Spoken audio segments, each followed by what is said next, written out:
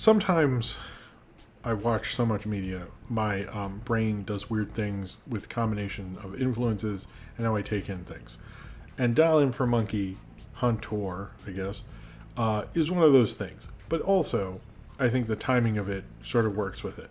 Because whenever I think of Predator, I think of this Dial In for Monkey episode. But also, Prey just came out, and we have a new season of Primal at the same time.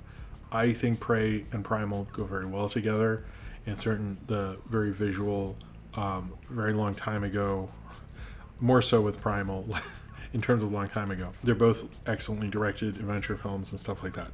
And it did make me think, again, when you watch Prey and you're a fan of Gendy, you kind of think of what would a Gendy Predator thing be like? And I think Huntor, the episode of Dial In for Monkey, is the closest thing we'll ever get for that.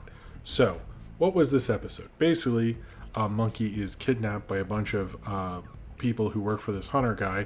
At first, they come down and they look for a monkey, and Dee Dee is pretending to be a monkey. And then they say, okay, well, we're looking for a little girl. And then they find the monkey, which was kind of funny. They take him to this hunting asteroid that's made to a hunting reserve. And on the head, there's various heads, and one looks like very much like Wolverine. Another looks like Powder Toast Man's body, which is, at the time, I was freaking out that they referenced Wolverine. I was like, oh man, Wolverine's cool because these guys get it.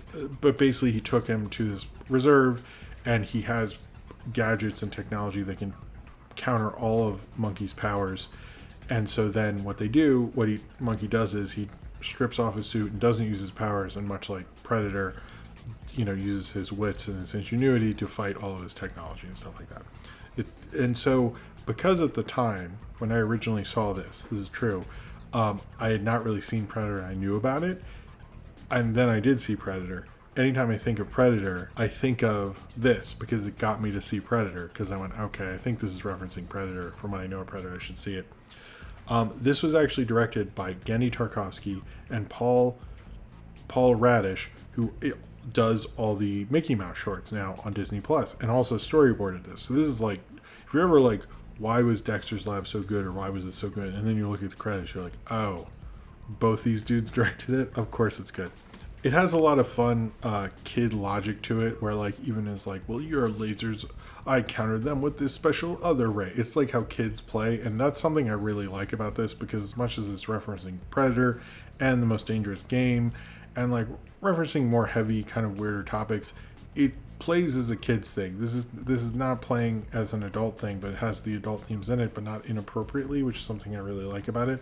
I think it's Paul Rudish. Damn it, I like Paul Radish better. He should be Paul Radish. Everyone's like, I can't say anything. I've always really liked this episode of Dial In for Monkey.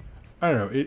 It just works very well as a simple kind of Predator kind of thing to it. It's kind of interesting to think what Gendy would do with Predator. I like the alien world. It has a weird alien elephant in it, which is a cool design and things like that. Oh, Hunter shows up in an episode of Samurai Jack. That's interesting. Oh, maybe I should watch that. But anyway, this is just kind of a thing I've always thought of with Predator. It's interesting to think with Prey and Primal at the same time what